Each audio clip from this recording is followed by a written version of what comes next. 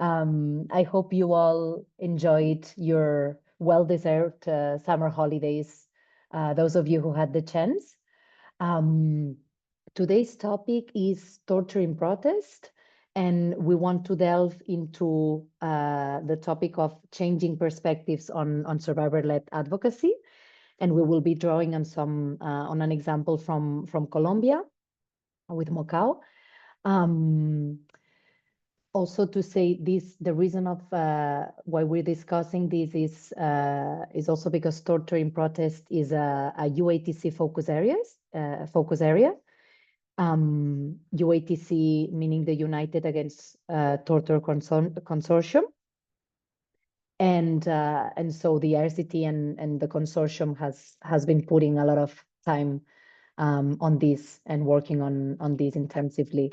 But I will leave this to Hugh, who will be setting the stage and giving us a bit more context. Then we will also hear from, as I said, from the experience, an experience in Colombia. We will hear from Andrés Juan Guerrero.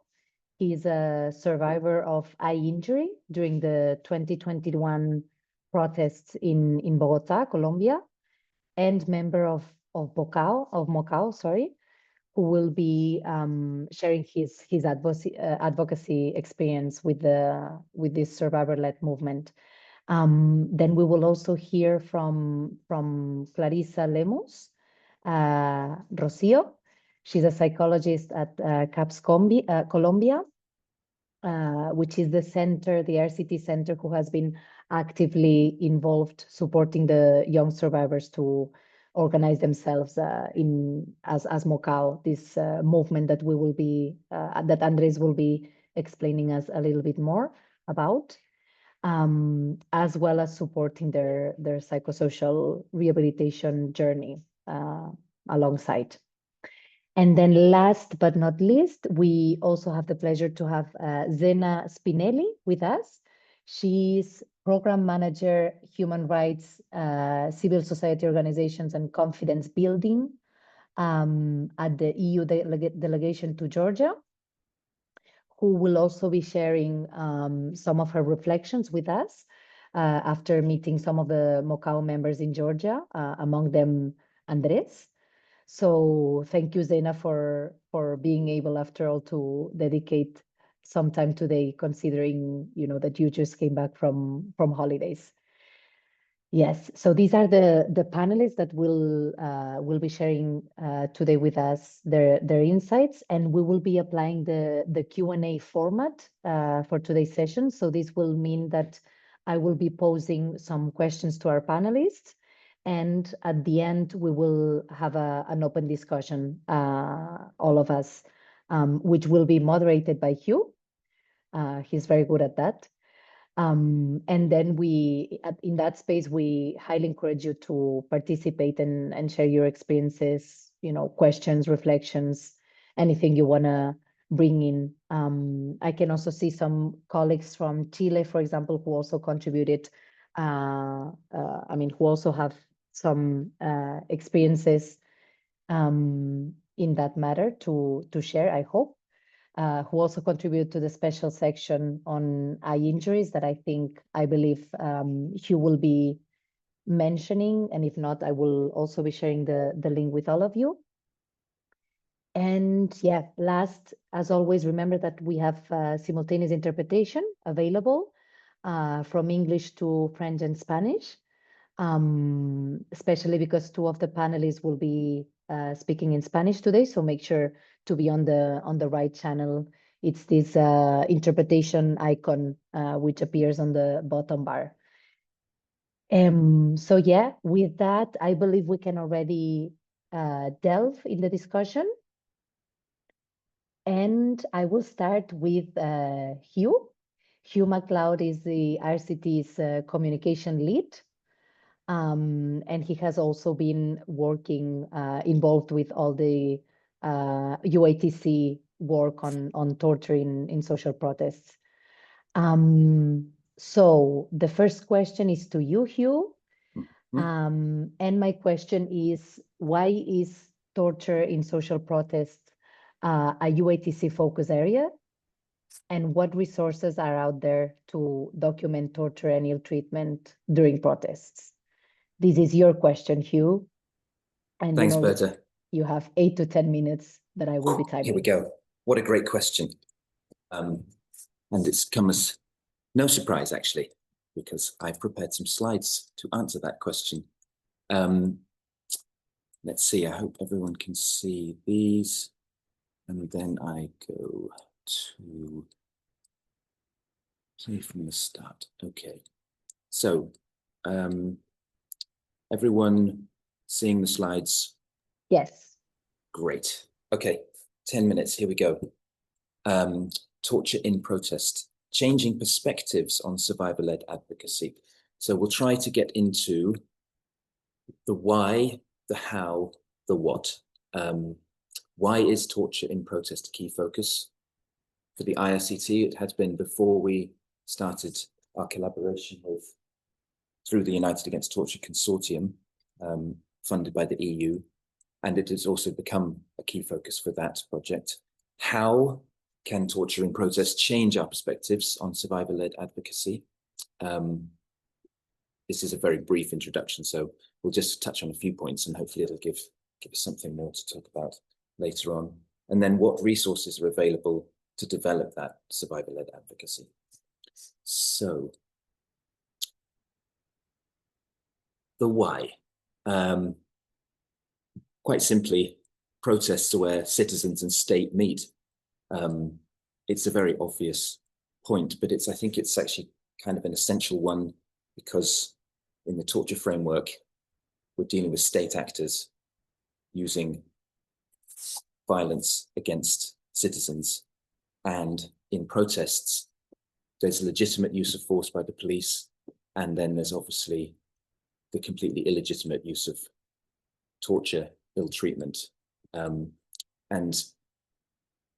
it's a very interesting fault line that continues to occur, that more and more protests are happening, more and more police are getting more and more equipment, and using it in more violent ways. And so it's a location where you can really see the state and its application of force to the citizen. And you also generate quite cool imagery sometimes, as you can see from this fantastic Marcelo Brodsky. It's a photograph with drawing done by Marcelo, who's an artist. And these images have kind of become our kind of branding, actually, for the IRCT over the last strategy period. A little less interesting visually, but perhaps important too. Why? I won't read the whole thing, but this is from the United Against Torture Consortium, Protesting Without Fear, a new policy framework to end torture and protest. It's a new report released a couple of months ago. And it really just hits the main points in the executive summary at the start here. It's used against protesters to discriminate, punish, and intimidate individuals exercising their right of freedom of expression and peaceful assembly.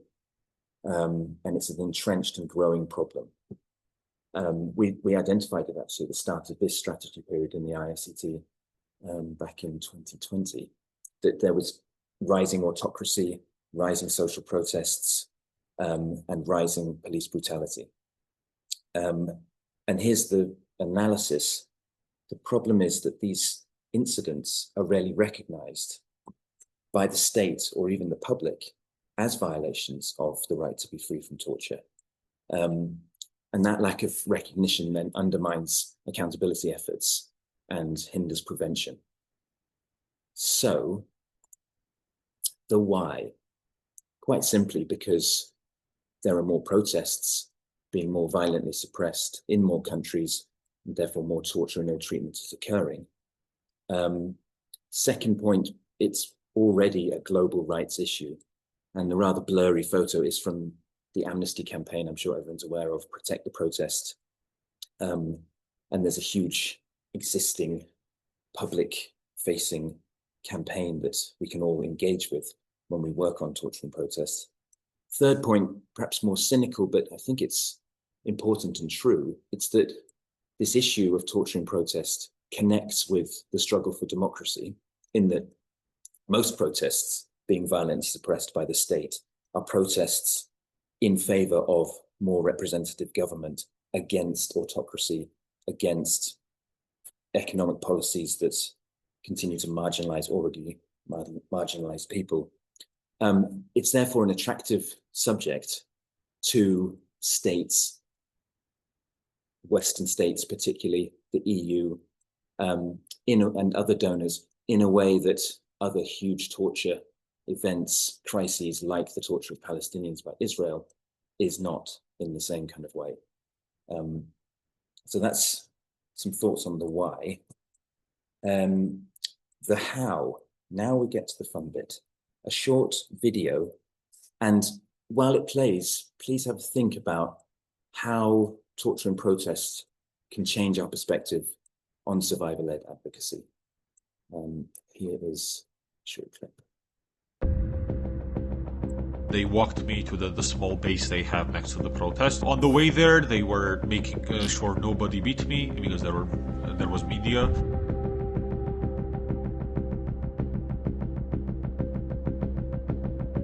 They have these cars, these vans that have been emptied out on the inside and darkened, that are purely there to torture the protesters.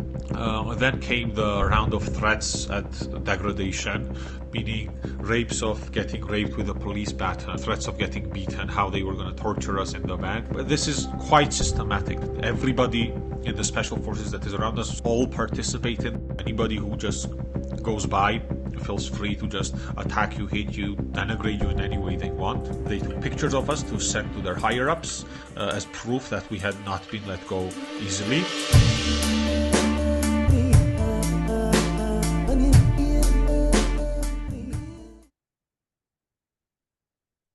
Okay, so anyone's free to call out if you have thoughts on how that is, how we can actually change perspectives on torture and protest. But we can also just do that later in question and answer.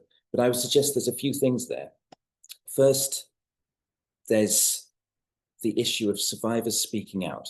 In the 4 years I've been at the IRCT, when I began, the question of survivors speaking out was still in debate, whether it's a good thing, when it should happen, are survivors ready?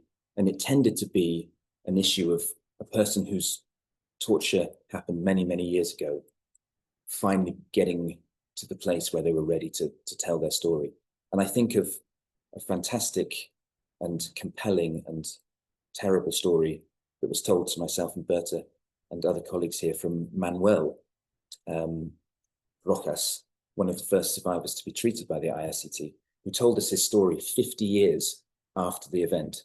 And that's the first time he spoke about it.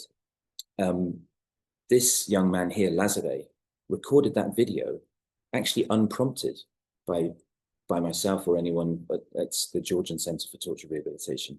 He just recorded it immediately after getting out of the hospital. And you see that he's still got the bandages on. It's a very spontaneous, immediate thing. And I think the perspective change there is that survivors from torture and protest may already and probably are activists, and they're probably ready to speak. So that gives us an opportunity, but also some dilemmas, we'll talk about later, to do some advocacy with them because they're active. The other thing is the evidence base. I don't know if anyone noticed in that film that we actually managed to identify Lazare in the videos that were being shot by his fellow protesters. And we identified the vans, and we could link his words to the images of the protests. And that's quite rare in the fact that I think historically, for many, many years and decades, torture has been perceived and in fact, something that happened beyond the cameras, in dungeons, away from public gaze. But with the advent of smartphones, everyone's got a camera, and the fact that everyone is now recording everything, there's an opportunity to create this kind of communications material, but also evidence that can be used to advocate against torture in protest by linking the images with the individual. And it's contemporary. And then the last thing is perhaps the change in perspective on protest. Protests are chaotic, often at night when the crackdowns seem to happen. And it's confusing and there's lots of people. But if you can get an individual to tell their story, you can change the perspective on the protest itself from being this kind of chaotic event where maybe the police were just doing what the police do, you know, trying to crowd control, to actually identifying exactly where they were torturing, ill-treating individuals. So how do we change perspectives? I'm aware 10 minutes is coming up. This was the kind of imagery that when I joined the IRCT, this was the first video that I found on our YouTube channel. And it's, you know, it was useful back then. This is perhaps 15 years ago. But this is the image of the dungeon, the individual tortured for confession or something like that. We can change perspectives when we, and this is, you'll find later, these are members of Macau from Colombia, a social movement formed from protesters deliberately shot in the eye by the riot police across the country in a very systematic way.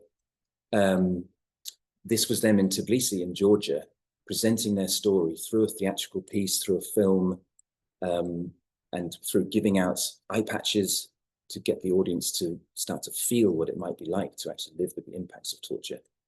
And it's clearly a very different kind of story from the dungeon torture. And it doesn't have to stop there. Here's an article in our torture journal by many of those same members, Andres, who you're going to hear from shortly. Juan Pablo, bottom right there, talking to, I think it's a Colombian police reform working group. And Andres, top right, talking to, impossible to pronounce, European Society of Specialized Trauma Psychologists, again in Tbilisi earlier this summer. So using their experience from protests to become academic experts, advocates for actual policy change. Part 3, as quick as I can, the what. So resources to develop survivor-led advocacy. I would point you first to our protest toolkit, which is on the IRCT website. Arabic, Russian, Ukrainian, French, English, Spanish. The idea here is that you can share this, use it, give it to activists. The main issue with documenting torture in protest is it's improving the quality of the evidence. So there's a simple kind of illustrated guide here that suggests ways in which anybody can become an evidence gatherer. And then there's these reporting forms, which are more detailed, but very, very useful. And they're done as PDFs, so you can fill them out without having to download as a Word document. There's diagrams. Then when you've got evidence, you're also engaged with an existing global rights issue. On the left there is part of Dr. Alice's report on inherently abusive police equipment, Special Rapporteur on Torture. There's the movement of civil society organizations pushing for a torture-free trade treaty. You can sign the Shoreditch Declaration, join that movement, and then you can refer to resources. There's a recently published UN document that is a kind of training kit for law enforcement to protect human rights in the context of protests. There's a new resource, bottom left there, about all the laws that are relating to the use of force. And then there's our UAT Protesting Without Fear policy framework. But, and here we come to the difficult part, Lazare, after recording that video just days after coming out of hospital, or the day after coming out of the hospital, then didn't come back. We didn't do any further work with him. He was met by James and George, as you see with my correspondence on the left there, members of our IFEG group, to see if he wanted to document his case and go forward with litigation. And at the moment, I don't think he wants to.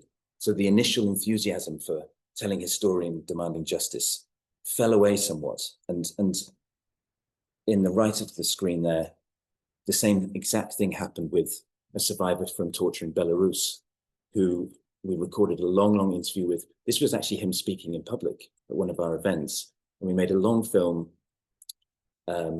that's really told his whole story.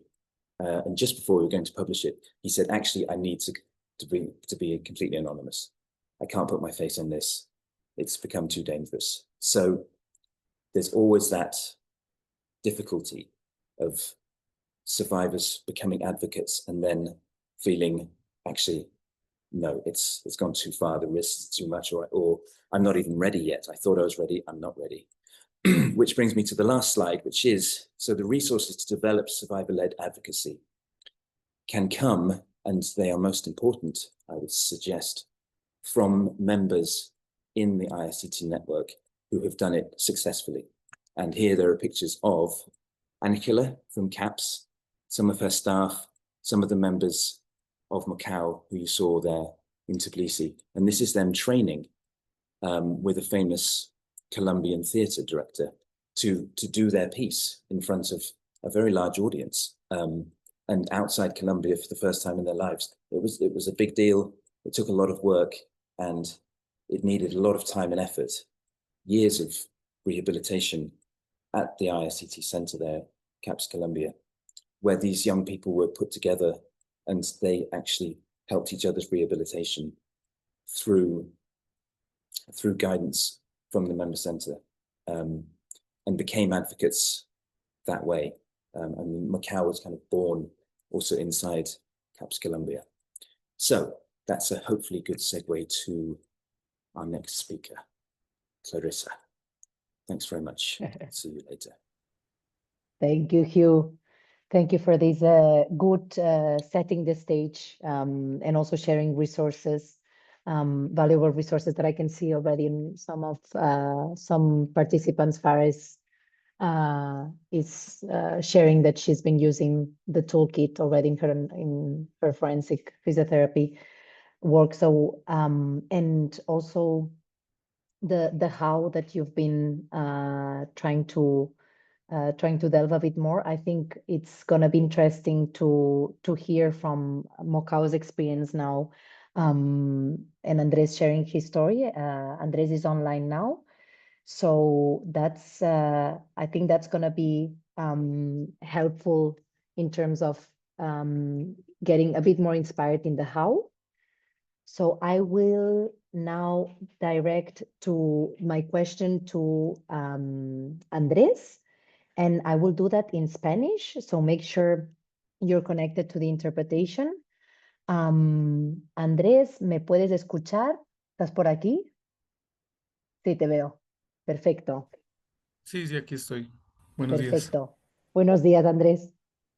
Pues Andrés, Andrés es superviviente de trauma ocular y miembro de Mocao, que ahora nos va a contar un poco más sobre qué es Mocao. Pero la primera pregunta, Andrés, dirigida a ti, es ¿qué responderías a quienes cuestionan que sobrevivir una lesión ocular en una protesta no constituye haber sobrevivido a la tortura? Si podrías profundizar en por qué la violencia ocular en contextos de protesta debe considerarse una forma de tortura. Es decir, nos interesa entender tanto la intencionalidad detrás de estos actos como sus impactos. Si puedes reflexionar sobre esto. Sí, te quería preguntar, ¿era si voy hablando despacio y tú vas traduciendo o si digo todo y después?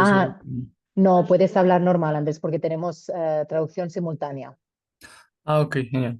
Sí. Bueno, vale. Me presento, mucho gusto para todas y todos los que acompañan esta reunión. Mi nombre es Andrés Guerrero, yo soy víctima de trauma ocular en Colombia. No, no veo por este ojo, mi ojo derecho es una prótesis ocular, no es un ojo real, es una prótesis. Y lo que me sucedió a mí fue en medio de una protesta estudiantil en una universidad de Bogotá en el año 2019. adentrándonos un poco a la pregunta que nos plantea Berta, bueno, primero que todo, nosotros, pues antes, lógicamente, del suceso, no entendíamos nada de tortura, no estábamos familiarizados con el tema de derechos humanos, no entendíamos nada de lo que era la violencia y pues a partir de lo que nos sucedió, tuvimos que empezar a documentarnos como víctimas sobre lo que había pasado, sobre las formas de represión, los modelos que se exportan de represión, las armas que se utilizan para arrebatar la mirada en la protesta social, los impactos postraumáticos que se generan a partir de ello. Dicho esto, ahora sí, respondiendo a la pregunta que nos hace Berta, las violencias oculares se constituyen como actos de tortura por básicamente tres elementos. El primero de ellos es que se hace de manera intencional, es decir, lo que nos sucedió no son accidentes, dado que hemos demostrado a partir de informes y a partir de discusiones con personas y, bueno, documentos que están públicos para que cualquiera pueda mirar cómo estos hechos se constituyen sistemáticamente alrededor del mundo. Prueba de esto es lo que sucede en Chile, lo que sucedió en Chile, perdón, con más de 500 víctimas de violencia ocular, lo que sucede en Kashmir también con varias víctimas de violencia ocular, lo que sucedió en Colombia con más de 200 víctimas de violencia ocular y podríamos seguir mencionando estos casos alrededor del mundo. Por esos hechos de sistematicidad es que se condiciona la intencionalidad de generar las violencias oculares. Por otra parte, las violencias oculares surgen de agentes del Estado, lo cual también, digamos que se pliega a las definiciones que se tienen por tortura a través de organismos internacionales. Es decir, cumplen con un principio de intencionalidad y y los hacen agentes del Estado, es decir, la policía. Por último, son afectaciones eh, que trascienden el momento, no es algo que sucede y queda, quizás como lo sería una golpiza, como lo sería un abuso de autoridad, digamos, más estándar, más promedio, sino que este tipo de agresiones, la víctima tiene que, en este tipo de agresiones, la víctima tiene que convivir durante toda su vida con las afectaciones y las consecuencias que quedan de estas violencias oculares. Creo que estos tres elementos son los principales por los cuales podríamos decretar o garantizar que estos hechos se constituyen como actos de tortura. Dentro de las consecuencias de estos hechos como actos de tortura, entendemos también las afectaciones físicas, la visión monocular, ver por un ojo y todo lo que conlleva esto cotidianamente, las afectaciones psicológicas, no solo para la persona, sino para las personas que lo rodean, es decir, la familia, los amigos, hay afectaciones psicológicas que trascienden y duran toda su vida. Tercero, afectaciones laborales. Somos personas que en el caso colombiano, pues no estamos reconocidos como personas en condición de discapacidad. Sin embargo, para el ambiente laboral o para la sociedad, muchas veces nos dan un trato como si fuéramos personas en condición de discapacidad. Entonces, estamos en un limbo que no sabemos si somos o no somos. Para la sociedad lo somos, para el Estado no lo somos. Y eso repercute o da como consecuencia que se nos dificulte el ingreso a los trabajos porque pues en las pruebas médicas no somos aptos. En términos educativos igual, pero yo quisiera hacer hincapié para cerrar en esta pregunta, quisiera hacer énfasis en estas afectaciones, realmente lo que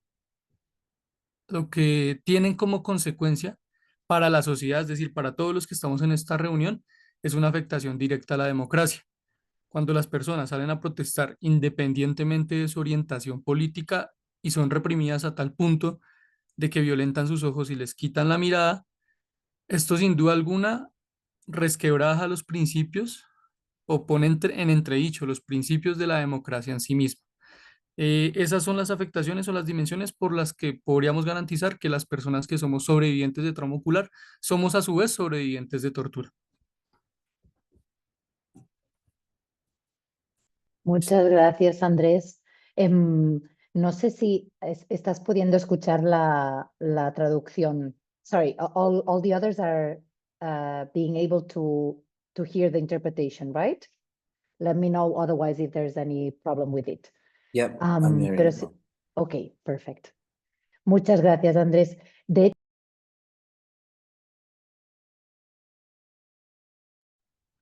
Se me fue tu audio, no sé si es solo a mí. Sí. Sí, Sí, no es solo a ti. mismo. Ya vuelvo. Ya, No, digo, perfecto. rescatando un poco en esta línea y en la línea de lo que el objetivo ¿no? El objetivo de la discusión de hoy, si podrías explicarnos cómo se compuso Mocao como movimiento establecido por sobrevivientes y si podrías explicarnos algunas de las acciones de abogacía que habéis implementado desde Mocao, y qué tipo de experiencia de impacto habéis tenido con esas acciones de abogacía. Perfecto. Bueno, desde Mocao, Mocao fundamentalmente nace en el año 2021, el 9 de abril, el Día de las Víctimas o el día en el que se conmemoran las víctimas aquí en Colombia. Mm, Nosotros básicamente nacemos por dos actores fundamentales.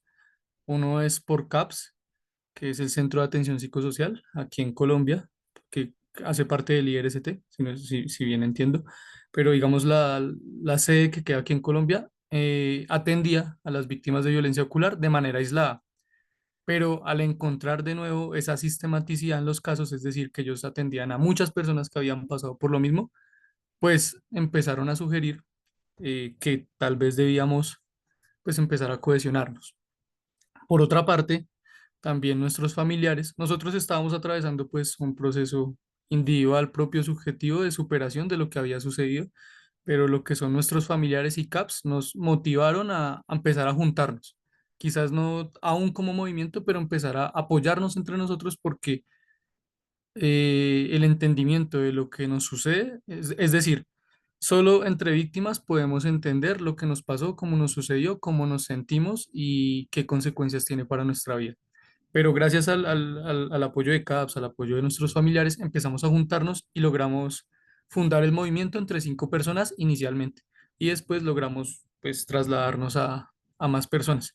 Como lo hemos dicho siempre en muchos escenarios, nosotros queremos o deseamos que Mocao no crezca más. Es el único movimiento colectivo o organización que no desea crecer. Nosotros no deseamos que ingrese más gente a nuestra organización porque eso implicaría más víctimas de violencia ocular y es lo que menos queremos. Frente al segundo ítem del que estábamos hablando, de la abogacía y de las acciones que hemos realizado, Mocao básicamente tiene como objetivo la no repetición de estos hechos. Ese es el objetivo fundamental, que esto no se repita. Para avanzar hacia eso, hemos ingresado a espacios institucionales. Por ejemplo, en Colombia se prohibieron las balas de goma porque un integrante de Mocao hizo parte de una mesa de reforma policial y en Colombia no se pueden usar balas de goma en protesta social, que es un arma que es la que más causa, digamos, violencia ocular, la que más quita ojos. En Colombia ya no se usa y esperamos que esto se traslade a otros modelos de reforma alrededor del mundo. Hemos desde el arte, hay compañeros que integran una obra de teatro que se presentan que a través del cuerpo demuestran la resistencia. Nosotros estuvimos en Georgia hace poco también a través del arte mostrando, compartiendo un mensaje de resiliencia, de lucha y de visibilización de estos hechos que quizás en otros países no se conocen del todo. Aparte, también otros integrantes de Mocao han decidido o hemos decidido realizar un centro de investigación internacional, el cual está pendiente, está analizando, observando, recopilando datos de cómo este hecho es sistemático a través de todo el mundo. Actualmente, pues, ese grupo va a lanzar su página web muy pronto y pues ahí habrán más elementos para dialogar sobre este tema. Por último, yo diría que dentro de la abogacía lo más importante es el grupo de apoyo que se ha consolidado. Creo que eso ha sido fundamental, tener en medio de todo, pues poder hacer amistad con otras personas que pasaron por lo mismo. Es una forma de resistir, una forma de luchar y una forma de sobrepasar y sobrepasar este hecho tortuoso que nos ha sucedido y poder avanzar hacia otros horizontes. Pero para sintetizar y cerrar, yo considero que lo más importante o el mensaje por el cual nosotros luchamos es el mensaje de la no repetición. ¿Cómo lo conseguimos? Lo estamos haciendo desde muchas maneras, pero en algún punto tenemos que llegar a que esto no suceda en ninguna parte del mundo y para eso es importante estos espacios de visibilización, que otras organizaciones conozcan lo que hacemos, poder juntarnos, de pronto compartir experiencias con otras víctimas alrededor del mundo y que entre todos y todas podamos organizar esa resistencia para que estos hechos no sucedan. Muchas gracias, Andrés. Muchas gracias. Y ahora ya veo que en el chat hay movimiento, but I kindly ask everyone to keep your questions to after Clarissa. Maybe after Clarissa we can take a couple of questions. So keep your questions and reflections. Ahora voy a ir a moverme a Clarissa, que te veo aquí conectada. ¿Aún te dura la batería? Y Clarissa, ella perfecto. Y Clarissa trabaja trabaja en CAPS, que es el centro que, como mencionaba ahora Andrés, ha estado también dando soporte al establecimiento de Mocao. Y perdón, Ángela, también te veo en línea, también de CAPS. Pero Clarissa, la pregunta que tenemos para ti sería si puedes expandir un poco sobre cómo CAPS dio soporte y acompañó, ¿no?, a Andrés y a estos jóvenes en la composición de Mocao. Sí, claro.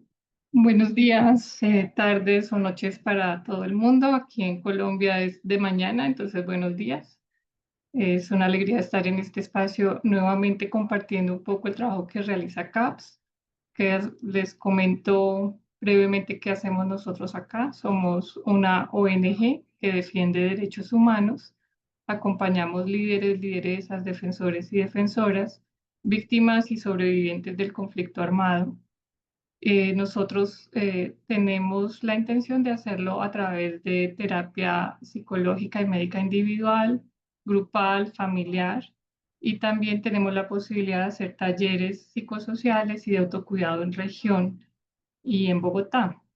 Nuestra mirada es desde el punto de vista psicosocial y por ello también consideramos que es importante que las personas puedan tener espacios de reunión en donde puedan compartir lo que les ha ocurrido de primera mano, ¿no? Que no seamos solamente nosotros como quienes están impulsando que se generen diálogos y conversaciones, sino que realmente sea a partir de las personas que se pueda generar estos diálogos. Y en nuestro centro tratamos siempre de mantener espacios grupales en donde agrupamos a las personas, bien sea por lo que les ha ocurrido, por una situación particular o por su edad o alguna característica que encontremos. Como ya decía Andrés en su presentación, nosotros estábamos desarrollando terapia individual, psicológica y médica y empezamos a percatarnos que estaban llegando a nuestra consulta bastantes jóvenes con trauma ocular. Estos jóvenes usualmente venían por haber ejercido el derecho a la protesta social y cuando ya fueron muchos más jóvenes nos dimos cuenta pues que era una sistematicidad en lo que estaba ocurriendo, que no era algo de casualidad o un accidente, sino que se estaba dando un proceso realmente de represión por parte de la fuerza pública y que estos jóvenes se podrían beneficiar en caso de que se encontraran en grupo y pudieran hablar de lo que les estaba pasando. Esta situación pues empezó a rastrear tal vez desde 2018 y teníamos el proceso individual, pero bueno, luego intentamos reunir a los jóvenes con la respuesta muy positiva de parte de ellos, de bastante interés para poderse encontrar, para poderse reunir. Y nos dimos cuenta pues que habían otras características en común entre ellos y era, aparte del trauma ocular, eran jóvenes líderes que estaban en las calles ejerciendo su derecho a la protesta de manera consciente, lo habían hecho para protestar por algunas situaciones injustas que estaban ocurriendo o en el ámbito educativo o en el ámbito nacional. Y todos tenían también como la intención de, a pesar de continuar con sus procesos individuales terapéuticos, también tener posibilidades de organizarse para poder visibilizar esta problemática y poder hacer defensa de los derechos de este grupo de personas que empezamos a vislumbrar. También habíamos en CAPS facilitado que se realizaran una elaboración de videos de sensibilización sobre la problemática, donde también se denunciaba qué era lo que estaba pasando en el estallido social, y varios de estos jóvenes ya habían hecho videos que también invitamos a que si los pueden consultar, están en la página web de CAPS. Ahí hay varios videos en donde ellos están hablando en esos momentos de qué era lo que pasaba con la represión que estaban viviendo. Y a pesar de que se quería con estos videos impactar a la sociedad para que la práctica de trauma ocular se frenara, realmente no se pudo frenar, y la política represiva de la fuerza pública continuó afectando a muchos más jóvenes. Nos dimos cuenta con tristeza que durante el paro nacional que hubo en Colombia, el número de agresiones aumentó, y se hizo pues otro tipo de violaciones a los derechos humanos también se dieron, pero este tipo de afectaciones aumentó bastante. Y esto llevó también a que se buscaran hacer informes escritos en donde participaron ya personas que habían sido víctimas de estos abusos, y pudieron hacer informes que también nos invitamos a consultar, como el informe que se llama Represión en la Mira, en donde participan varias organizaciones defensoras de derechos humanos, en donde también está Mocao, para que se pudiera sistematizar y evidenciar pues que eso estaba pasando. Aparte de esto que hemos nosotros realizado, hemos continuado con las atenciones médicas y psicológicas individuales, porque aunque consideramos que el Grupo Mocao ya tiene una independencia y una fortaleza, igualmente el acompañamiento individual continúa para poder tratar las situaciones que se requieran. Hemos también tratado de que este grupo Mocao se pueda relacionar con otras organizaciones, y por eso los hemos invitado a participar en la Coalición Colombiana contra la Tortura, la Organización Mundial contra la Tortura y el IRST, que ha sido un gran apoyo y que nos ha también facilitado que las demandas por justicia, por no repetición de estos jóvenes sean oídos internacionalmente. También acompañamos las conmemoraciones o actos de memoria que ellos quieran realizar cuando usualmente se cumple como el periodo en el que fueron afectados por trauma ocular. Acompañamos estos actos de memoria y tratamos de facilitar relaciones con otras organizaciones defensoras de derechos humanos, porque aunque Mocao ya está como una organización consolidada, a veces llegan casos de personas, de chicos con trauma ocular, y puede ser que no tengan representación jurídica. Nosotros inmediatamente conectamos a estas personas que van llegando nuevas con la organización Mocao y con organizaciones defensoras de derechos humanos para que también puedan empezar a hacer abogacía por sus casos. Y algo que también, otra línea que tenemos muy fuerte y que hemos desarrollado ya varias veces, es que estamos realizando peritajes psicosociales de la problemática que ellos han vivido, de los daños que han ocurrido a partir del trauma ocular. En estos peritajes psicosociales nosotros sostenemos que ha sido tortura.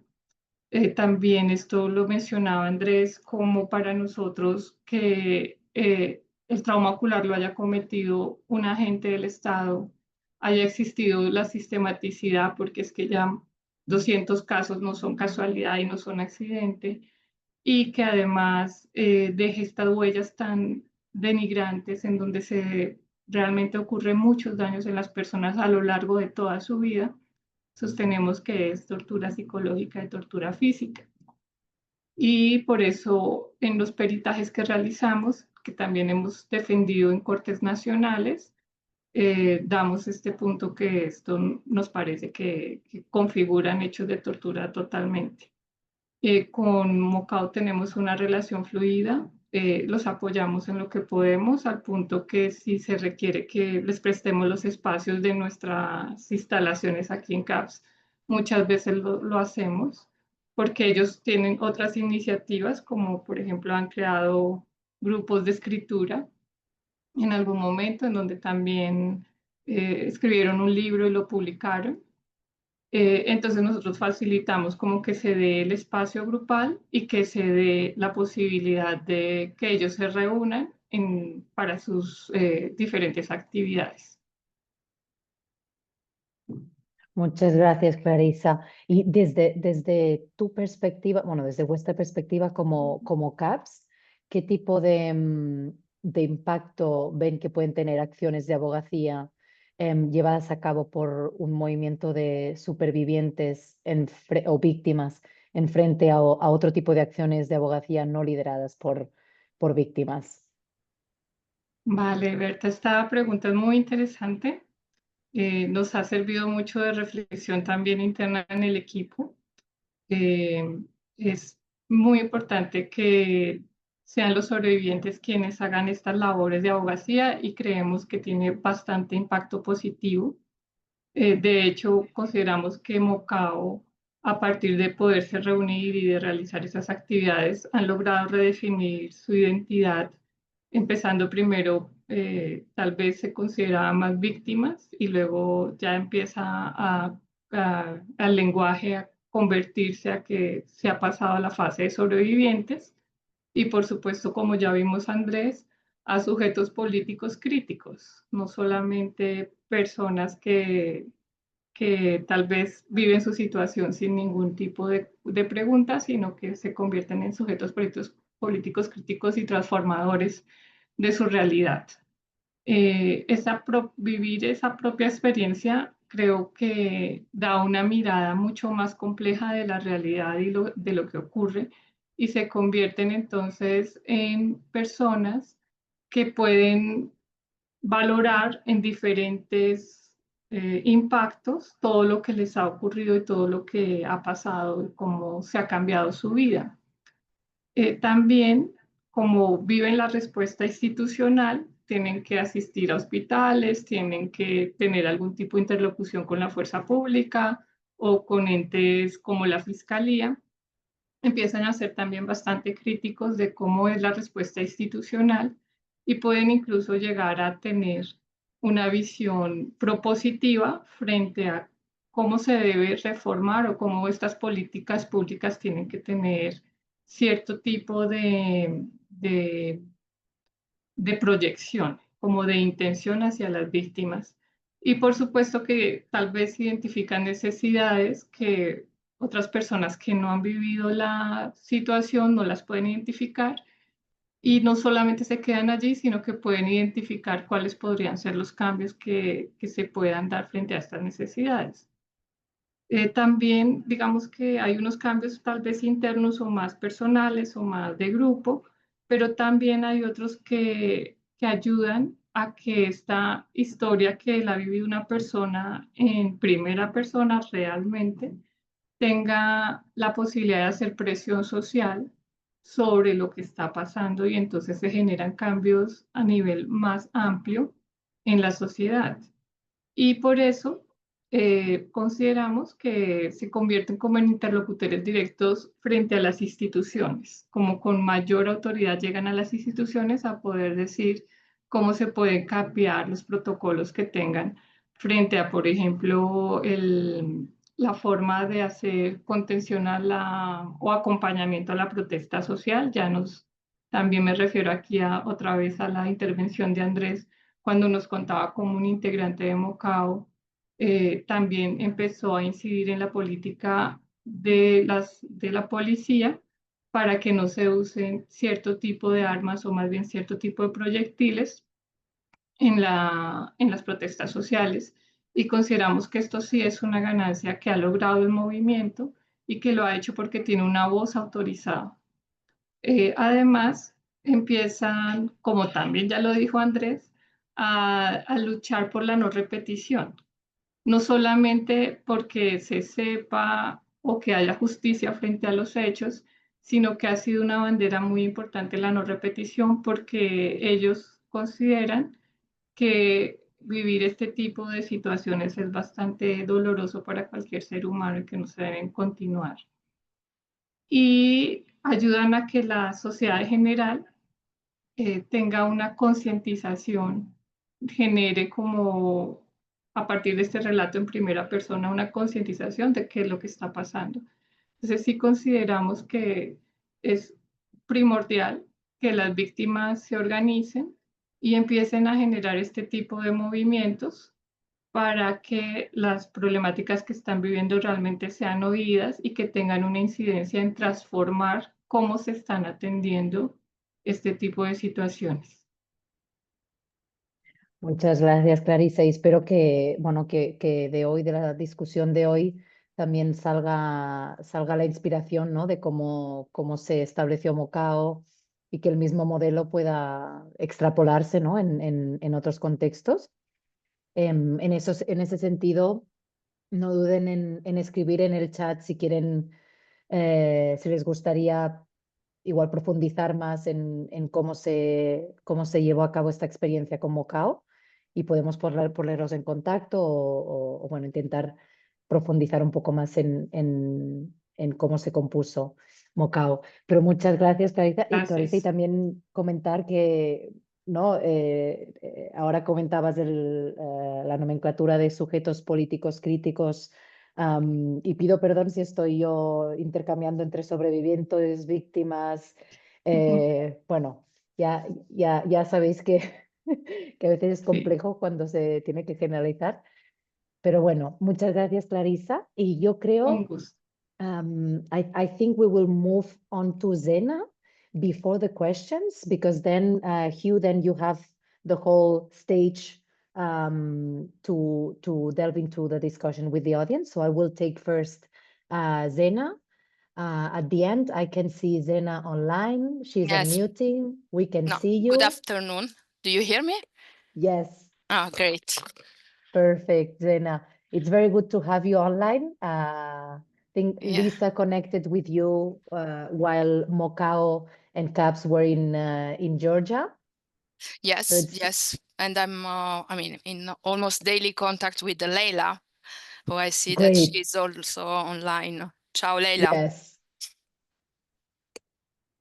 from Le- GCRT, the Georgian Center for Psychological and Medical Rehabilitation of Torture. Yes, So, she's here, and we're very happy to have her here as well. She's listening. I think she's driving though. yeah, Okay. because today also we had other emergencies here in Georgia. Okay, so she's on the Related run. also to the protest and yeah. She's So, on the run. yeah. Yeah. We Well, are but all. thank you in any case, Zena, for being here with us today, back from holidays. And the question, I would say maybe it's two questions in one. Feel free to navigate in these questions, but we would be interested in hearing what are the EU priorities on this matter. And also from, let's say, a more donor perspective, how do you see this type of survivor-led advocacy can have an impact as compared to non-survivor-led advocacy? Yeah, first of all, thank you very much for inviting me today and for choosing such an important and timely topic, talking about torture, especially its use against peaceful protesters, is sadly still very relevant here in Georgia, where I've been working since September 2024 as a program manager in charge of human rights, civil societies, and confidence building projects. So as you know, in Georgia, the situation is what's happening is really alarming, and peaceful protests have been met with extraordinary levels of violence and brutality. So since November 2024, the Georgian people have been standing up for their democratic and European aspirations, and they, but unfortunately, they face brutal, illegal force from the police while they are simply exercising their rights of freedom of expression. So unfortunately, over 600 people in Georgia have been detained, and more than 400 people have suffered from violence and abuse. And many of them, they needed also urgent medical help. And the big problem is that so far no one has been held accountable for the brutality inflicted on peaceful protest. So the EU delegation here in Georgia is trying to support mainly the civil society organizations and the human rights defenders. And we want to be also, it's not easy because the legal framework also deteriorated significantly, and we are not able even to award new contracts. We want to remain a strong partner in supporting democratic reforms and human rights. We are actively working also with GCRT in supporting human rights victims and as well as local NGOs. And we are supporting in documenting also the widespread human rights violations, because it's important to document. It's important to document for the truth and for justice. And in the meantime, also GCRT is supporting us in providing psychosocial support to the victims, to the protesters that have been victims. And they are one of our key partners in such very difficult times. In general, I mean, I can say that combating torture and supporting survivors, it's a long-standing priority for the EU, and it continues to be. Every survivor deserves support, healing, and justice. On a policy level, this commitment is reflected in the EU guidelines on torture, which aim to eradicate torture using all available tools like political, financial, diplomatic, cooperation with partners and civil society. And recently, in May 2025, the EU is also working on to stop the trade of goods that could be used for torture.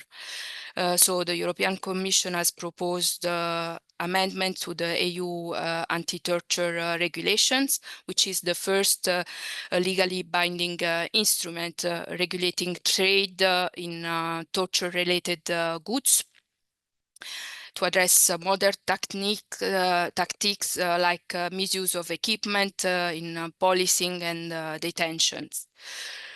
From a programmatic point of view, torture remains a key topic, a key focus in the EU action plans on human rights and democracy.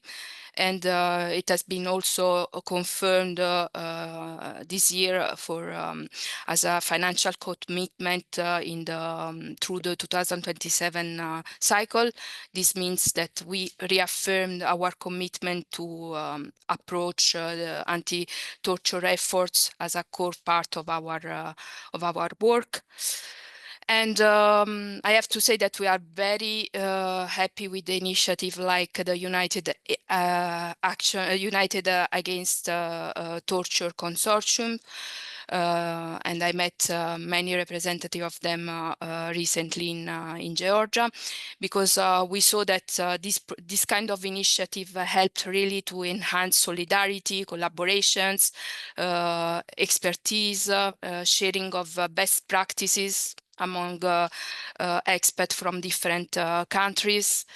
And an important component has been also the financial support to the third parties. This was really, it's really an important component because it allows us to be more flexible and to address the needs of our partners and the needs of the local human rights defenders.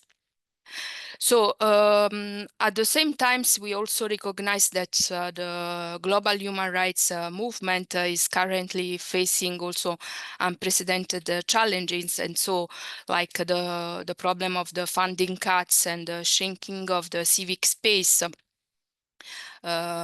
is really challenging the global human rights movement. So in this context, we know that the EU strategies needs to evolve and to adapt to the new challenges. And our main objective is to be a trustworthy trustworthy and a reliable partner. Not only we don't want only to provide funds, but we want also to deliver meaningful impact. And to do this, we need to deep understand the current priority, the challenges, the risk, and so to keep a daily communication or a weekly communication with our implementing partner. So it's important that also to ensure the sustainability of our efforts which relies on the local ownership and the buy-in from those affected. So documenting the abuses, listening to survivors, providing psychosocial support to the survivor, supporting their pursuit of justice are fundamental steps towards building free society and free from violence and repression. So I'm here I will not speak more because I don't want to take more of your time, but I'm available to answer questions and Leila as well can complement my intervention. Thank you. Perfect. Thank you so much, Zena. Thank you so much for your time. And as Zena said, we will now open the floor to questions. But this space will be moderated by Hugh.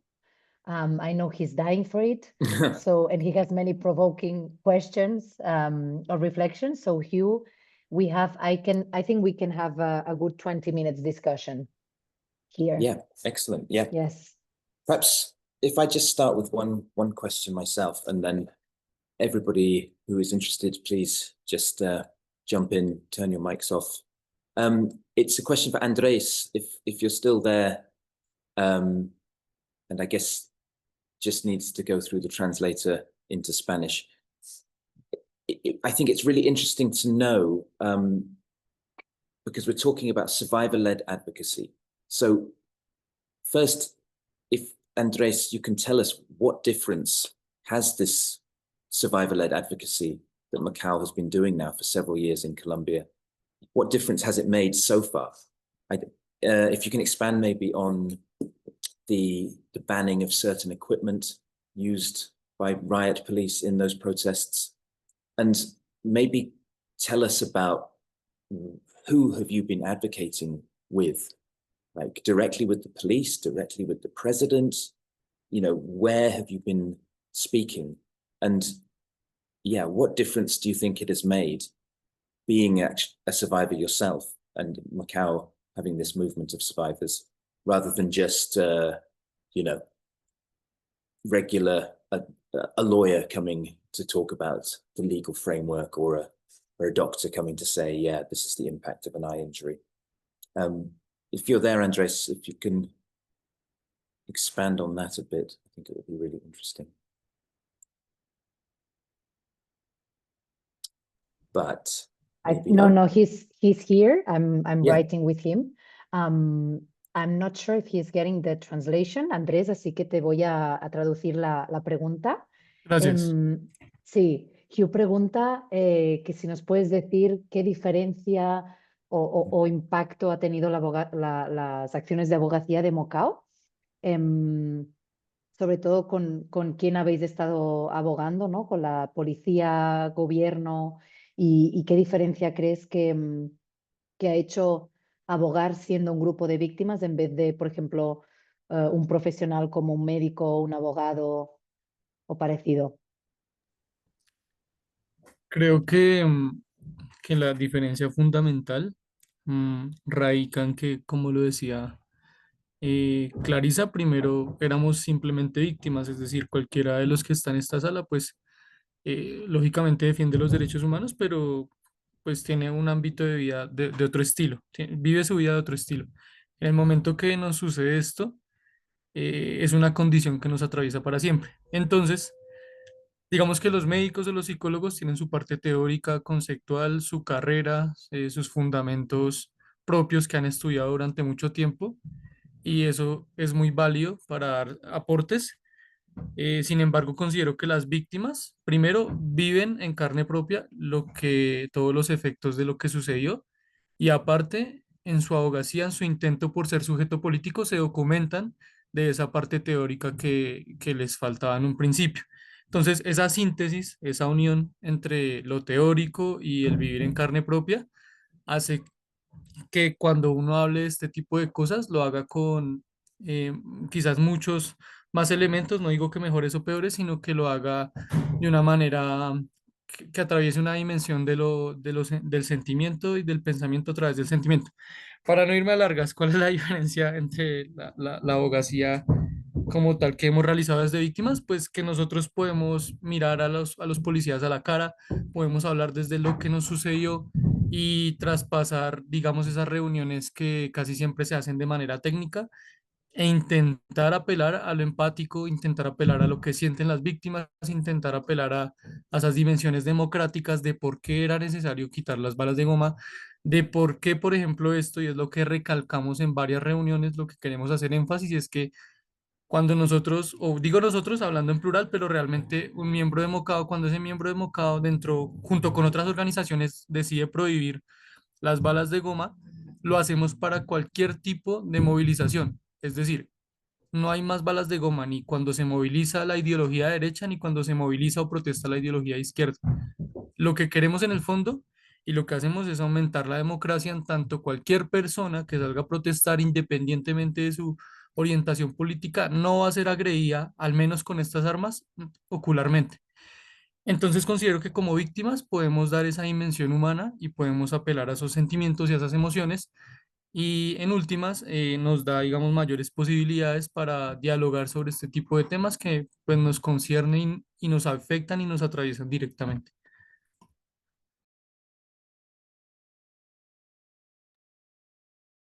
Thanks so much, Andres. That's a really excellent answer. I'll ask everybody in the webinar then. Can anyone tell us and share experiences of how torture in protest, advocating with survivors, has been, if you know, impacting your work? Is it a situation that you find in your country? Do you work with survivors? Are you advocating against torture in protest? Does anybody have experiences they could share? Angela? Let's go straight to the source.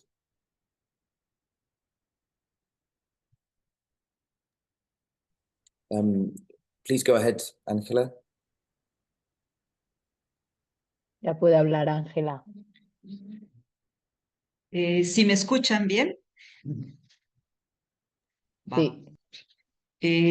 Bueno, yo soy Ángela Ospina del Centro de Atención Psicosocial de Colombia y quería complementar un poco en el sentido de la importancia de la participación de las víctimas en los espacios de sensibilización, de acción, de lucha contra la tortura. En Colombia se dio y se está dando una reforma policial desde precisamente la gran agresividad y la violación de derechos humanos que se impartió en los paros nacionales. Es así como un grupo de Mocao y en particular un delegado de ellos, Juan Pablo, participó de este proceso de discusión de la reforma policial. En ese proceso se está, hay muchas cosas avanzadas, pero allí se logró algo muy importante que Andrés ya lo nombró, que es la resolución 0184, que es cómo el manual para el empleo de armas y municiones, elementos y dispositivos menos letales y su clasificación técnica para la Policía Nacional. Es decir, en Colombia se logró, y Mocao fue muy activo en ese proceso, de el manejo de las armas no letales. Las armas no letales son quienes dejaron a los jóvenes sin ojo, quienes asesinaron jóvenes en el marco del paro nacional. Entonces, esa lucha contra las armas no letales es una lucha permanente. Para nosotros, empezamos en América Latina también de que se empiece a discutir en la Policía Nacional y en el mundo el manejo de las armas no letales, porque estas son las que están agrediendo fundamentalmente a las personas que con derecho de protestar salen a las calles. Un segundo elemento que quería poner es Estamos en Colombia logrando el protocolo facultativo de la Convención contra la Tortura. Llevamos 20 años de lucha por este protocolo. Como ustedes saben, el protocolo, cuando está instalado, se crea un mecanismo de prevención contra la tortura. Estudiando este mecanismo de prevención, el mecanismo va fundamentalmente a espacios cerrados de privación de la libertad. Nosotros estamos luchando en Colombia que este mecanismo de prevención contra la tortura también esté presente y sirva en protesta social, no solo en espacios de privación de la libertad, sino que también este mecanismo juegue un papel de prevención contra la tortura en espacios de protesta social en Colombia. Es una discusión que ya abrimos con los diferentes entes que van a estar responsables de la construcción del mecanismo y cómo nosotros desde la sociedad civil, como Coalición Colombiana contra la Tortura, como centros de atención y como organizaciones de derechos humanos, vamos a participar muy activamente de la construcción del mecanismo de prevención contra la tortura. Y tenemos que lograr, como digo, que no sea solo para sitios de privación de libertad, sino también para sitios de protesta social. Solo ese aporte.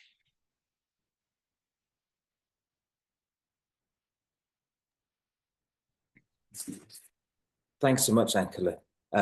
Yeah, it's such an important aspect, isn't it, that there's so many well-developed regulations for places of deprivation of liberty, prisons, custodial settings, but actually torture in non-custodial settings in protests has not had the same application of torture prevention tools.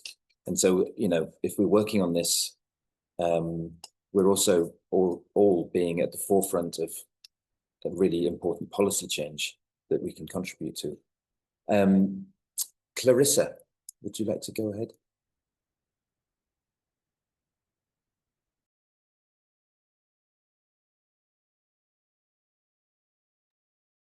Sí, es con respecto a la pregunta que en el chat pone Cherishma Rodríguez, la cual agradezco también bastante.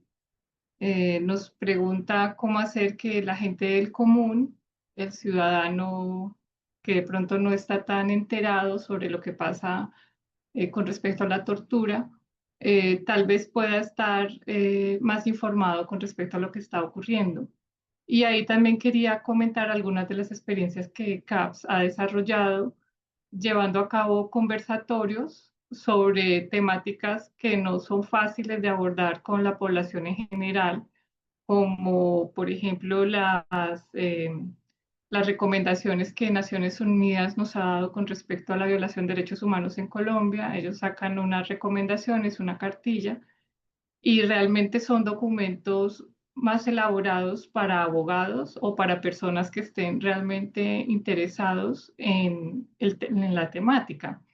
Sin embargo, nosotros desde CAPS estamos haciendo conversatorios con organizaciones sociales a las que se invita también población en general para poder como dialogar, conversar de una manera más común sobre lo que dicen estas cartillas. Realizamos una especie de conversatorio taller en donde abordamos temas que sabemos que para la gente pueden ser vistos como lejanos o muy difíciles de comprender, para que realmente haya esta sensibilización. Entonces, un punto de trabajo nuestro es sensibilizar sobre que la tortura existe, sobre que se da en los espacios de protesta social, que la tortura no solamente es física, sino que es psicológica y que por lo menos en Colombia se está ejerciendo casi que a diario cada vez que alguien manifiesta alguna protesta. Y llevando conversatorios podemos lograr esta discusión con organizaciones sociales y con gente de la comunidad para también obtener de ellos como sus impresiones. Y de alguna manera esto también alimenta el trabajo que tiene CAPS, porque nos retroalimenta todo lo que estamos haciendo y nos va dando como pistas sobre hacia dónde podría ser el trabajo. Por supuesto que es un esfuerzo pequeño en una gran problemática, porque la problemática en Colombia es inmensa, pero pues hay que empezar por algún lugar y tenemos que tratar de empezar a mover en la opinión pública todo esto que está pasando, a pesar de que hablar de tortura no sea un tema fácil de abordar, porque muchas personas sienten que es un tema fuerte, se quieren aislar de eso, pero nosotros consideramos que la sensibilización es muy importante.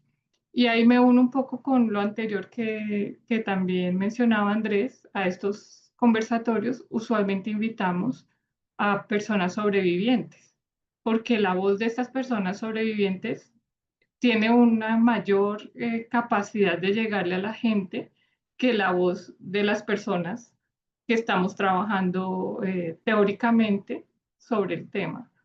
Entonces, si se llevan sobrevivientes a estos conversatorios, seguramente vaya a tener un mejor impacto y realmente llegue el mensaje que queremos dar, en algunos casos de no repetición o de justicia o de verdad. Ahí dejo.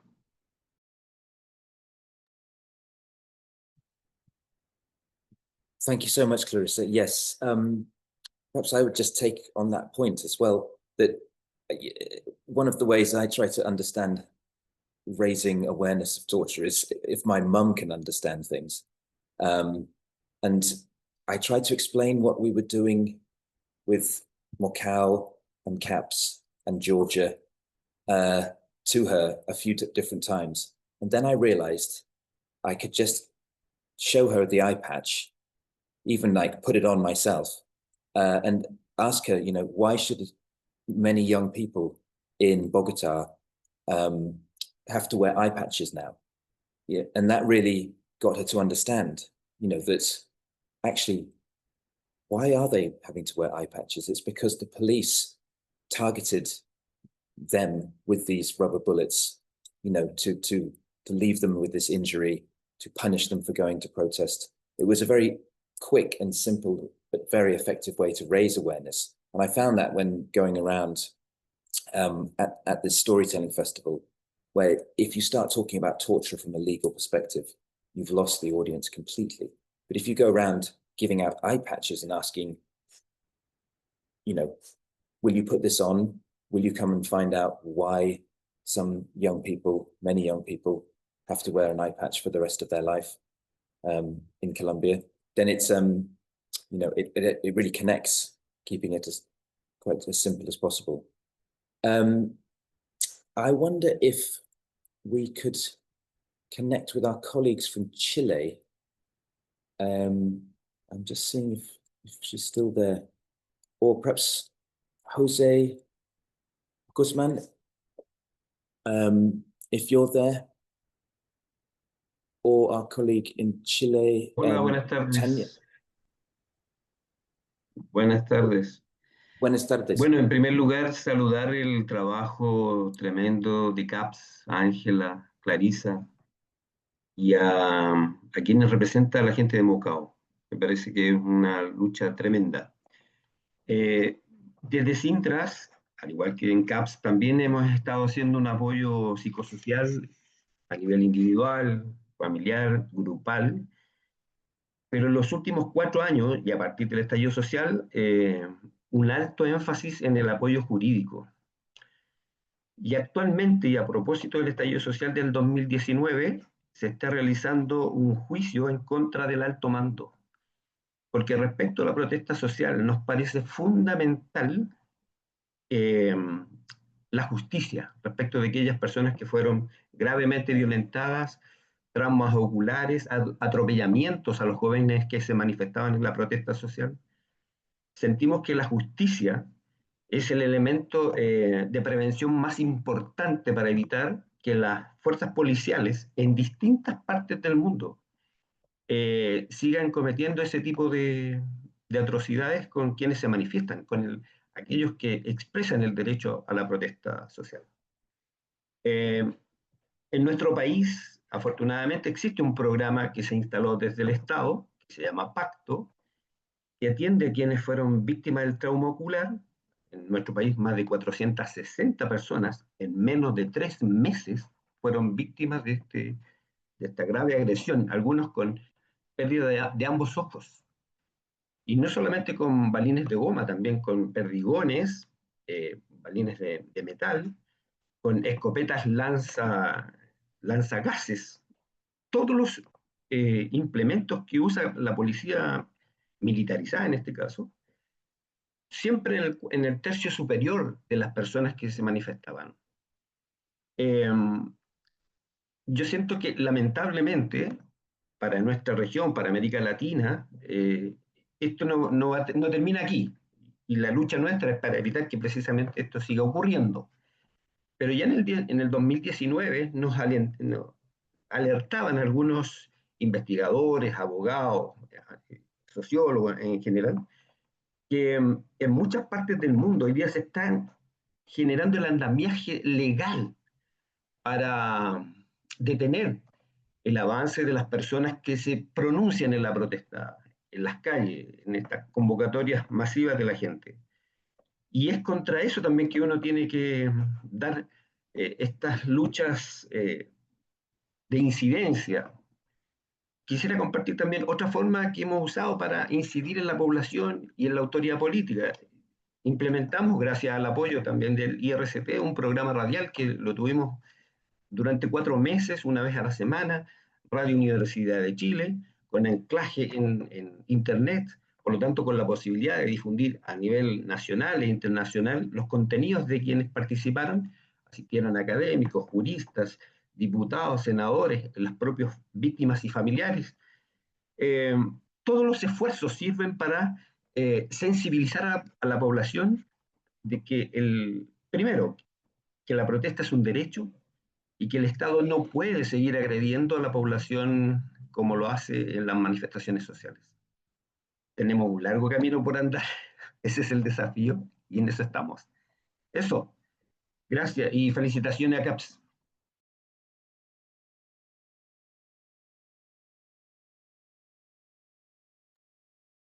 Thank you so much, Jose Guzman. And congratulations to Sintras as well for, I mean, you were instrumental in supporting the lady who became Chile's first blind senator. She was injured while waiting for the bus to work, and there's an Al Jazeera documentary about her, and it became a really huge advocacy event. Anybody else would like to ask? We have time for one last question. Look at the other screens. Anyone can jump in. Otherwise, I think I'll put the difficulty back in and I'll ask Angela, I think, in translation, if that's okay with either Berta or the translator. We've heard a lot about the ways this works, you know, the way we can work with protesters who've been tortured, injured in protests to become advocates. And I myself have experienced, you know, how you can interview people, you can get them to speak out, they want to speak out, they're very active, but it can get complicated. That young man from Georgia is less happy to join these webinars to speak out. He hasn't obtained justice for his case yet. The guy from Belarus was under so much threats to his family that he needed to become anonymous, and he doesn't want to go through any more advocacy with us. You know, those journeys ended. And I don't think it was entirely straightforward, Angela, you know, getting the young people in Colombia together to become advocates against torture and protest. Can you tell us from the perspective of the director of a rehabilitation center, you know, the kind of challenges that you actually face when you're working with survivors of torture and protest and hoping they become advocates? Because I don't think it's entirely straightforward.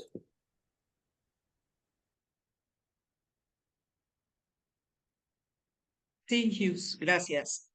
Bueno, el CAPS desde que nació en el año 2002 siempre ha trabajado en acompañamiento, atención psicosocial a las víctimas del conflicto sociopolítico colombiano.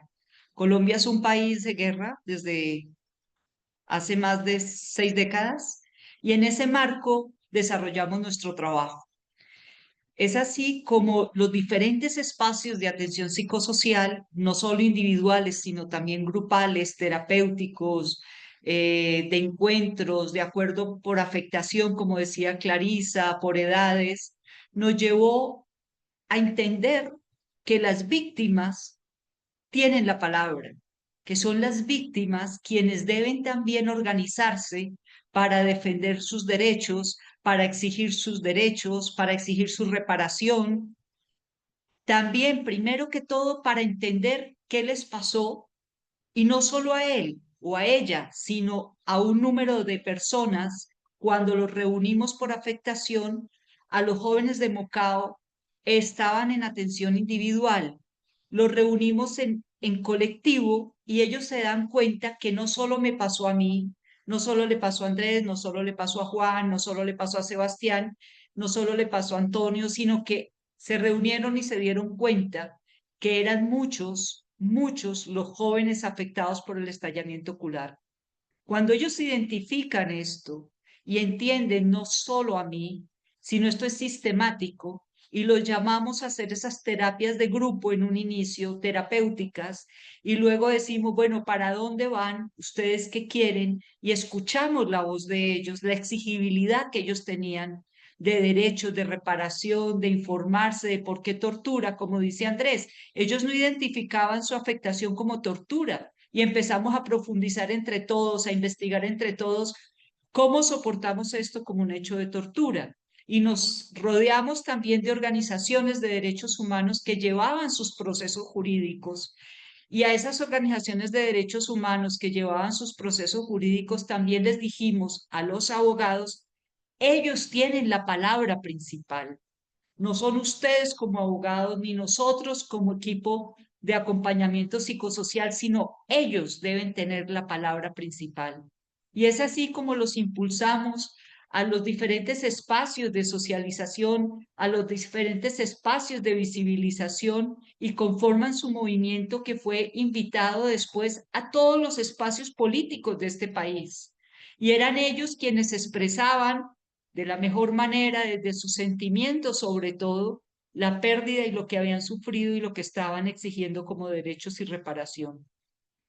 Entonces, ese acompañamiento psicosocial, esa terapia individual, esa terapia colectiva, debe llevar a las víctimas a lo que nosotros planteamos, recomponer, rehacer sus proyectos de vida individuales, familiares y colectivos. Ese es el objetivo realmente de nuestra terapia, a que vuelvan a ser o sean o se formen sujetos de derechos, que no sean pasivos ni siquiera ante el proceso de atención. Ellos tienen la palabra en ese proceso, hasta dónde llegan, hasta qué es lo que quieren, hasta dónde van. Entonces, es dar la palabra como sujetos de derechos a las víctimas, en este caso los jóvenes del movimiento de Mocao. Pero así lo hacemos con las madres de ejecuciones extrajudiciales, mujeres que les asesinaron sus hijos y los mostraron como guerrilleros muertos en combate. Estas señoras, estas madres eran pobladoras populares de los barrios, una señora común y corriente. Ahora son unas lideresas muy importantes en el país. Las hemos acompañado a nivel psicosocial y hemos apoyado de que sean mujeres lideresas, defensoras de derechos humanos, mujeres con la exigibilidad de sus derechos. La palabra de ellas es potentísima. Son un ejemplo para estos muchachos, esas madres, por ejemplo, y cómo reunimos a las víctimas, a las madres, a los jóvenes, para que vayan contando su historia de resistencia, porque es una historia de resistencia. Madres, estamos en este momento haciendo un peritaje de 13 madres que tienen sus hijos desaparecidos en un momento muy culme en Medellín de represión urbana por parte del Ejército Nacional Y estas madres son unas lideresas sociales, llevan más de 20 años buscando a sus hijos desaparecidos, pero hay que hablar con estas madres con todos sus dolores, porque se ve en el peritaje todos sus dolores, pero también las vemos activas y como sujetas de derecho. Entonces es dar la voz a las víctimas. El acompañamiento psicosocial debe buscar eso, debe ir hacia eso, a esa búsqueda de verdad, de justicia, de reparación, de medidas de no repetición, por ellos mismos, no solo por supuesto, acompañados con los abogados, la cuestión jurídica, los términos, todo esto, pero ellos tienen la mayor voz. Y es así como se construye y acompañamos estos movimientos, estas organizaciones, cómo impulsamos para que las víctimas sean sujetos de derechos. Really important up there, isn't it? That there's this need to take the individual and that they understand, because we started this. I think I've read the quote that torture in protest is often not recognized by policymakers, states, or the general public, but actually, as you said, Angela, not recognized sometimes by survivors themselves. So the first step is, understanding that when a state agent, deliberately inflicts that severe mental or physical suffering on you, that's torture. And then the use of, the group as a therapy. I think it's probably fair to say that our members in Latin America are really, really good at in the IRCT network. And I think here in the West, we're probably much less good at, and we could have quite a lot to learn. So there's plenty of things to think about, I hope, from that discussion. Obviously, torture in protest is a big, big issue, but there's also these ways in which it can become a way in which we can, as rehabilitation centers, advocate in ways perhaps we weren't able to, a decade ago, without all the videos we can make and the interviews we can do and the much more active participation of survivors.